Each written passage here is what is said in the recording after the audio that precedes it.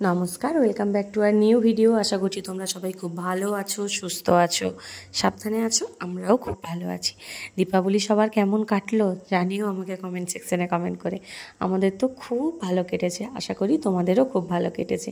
তো চতুর্দশীর দিন ঠাকুরের সামনে আমি 14টা প্রদীপ জ্বেলেছিলাম। এই যে থালি সেটটা দেখছো, এটার মধ্যে 14টা প্রদীপই আছে, আর তার সাথে এই চারমুখী প্রদীপটাও জ্বেলেছিলাম ঠাকুরের সামনে।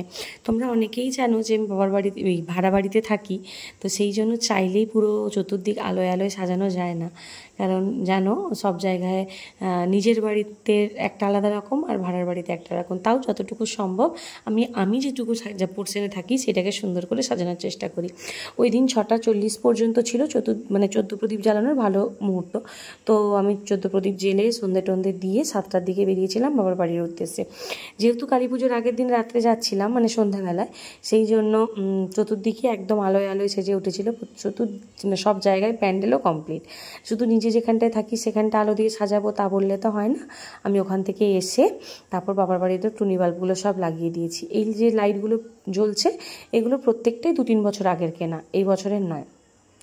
তো যাই হোক, চতুর্দশীর পরের দিন, এটা হচ্ছে কালী পুজোর দিন। কালী পুজোর দিন বাবার বাড়ির সামনে যেই মঞ্চটা আছে, তুলসী মঞ্চটা, এখানে আমি 1 প্যাকেট মোমবাতি দিয়ে সাজিয়েছিলাম। মা আগের দিন 14 প্রদীপ দিয়েছিল, কিন্তু আমি আজকে মোমবাতি দিয়ে সাজিয়েছি। আসলে আলোর উৎসব তো, একটু আলো না জ্বললে বেশ ভালো লাগে না, তাই না?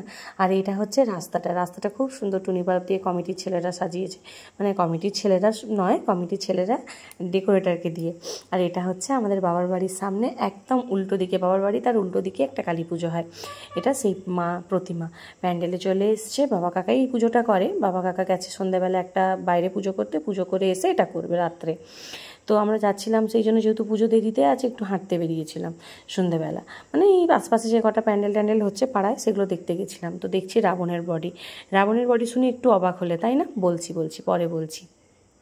আর এটা হচ্ছে মানে প্রথম বোম ফাটানো শুরু হয়েছে কালী পুজোর দিন থেকে।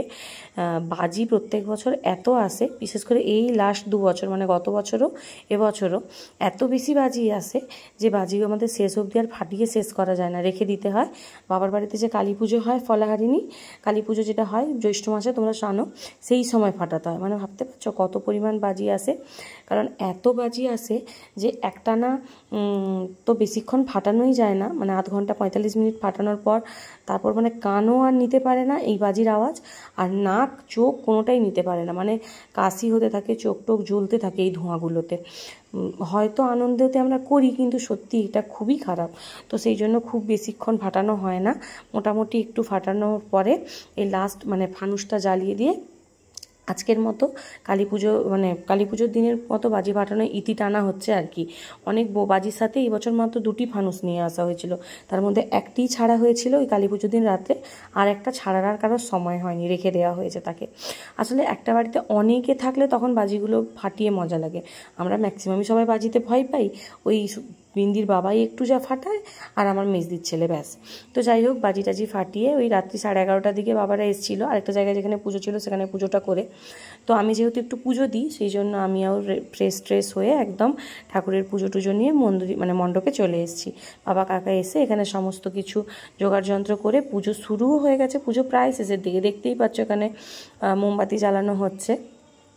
তো মোমবাতি জ্বালানোর পর ব্যাস, আর কিছু নয়, এরপর হোম হবে, অঞ্জলি হবে, ব্যাস, তারপরেই পুজো শেষ।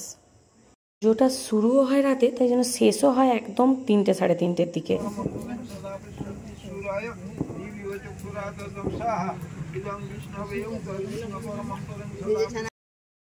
যাক, পুজো টুজো শেষ করে এসেও আমাদের মোটামুটি কারোর কোনো ক্লান্তি নেই। আমরা একদম বাজি ফাটানো এক্সপার্ট।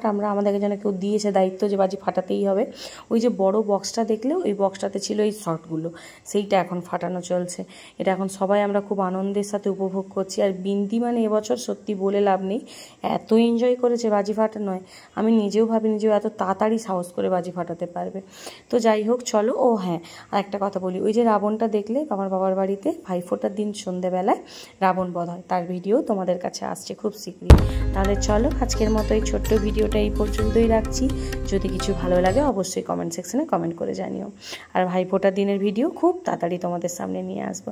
ততক্ষণের জন্য টাটা বাই। সবাই ভালো থাকবে, সুস্থ থাকবে, সাবধানে থাকবে।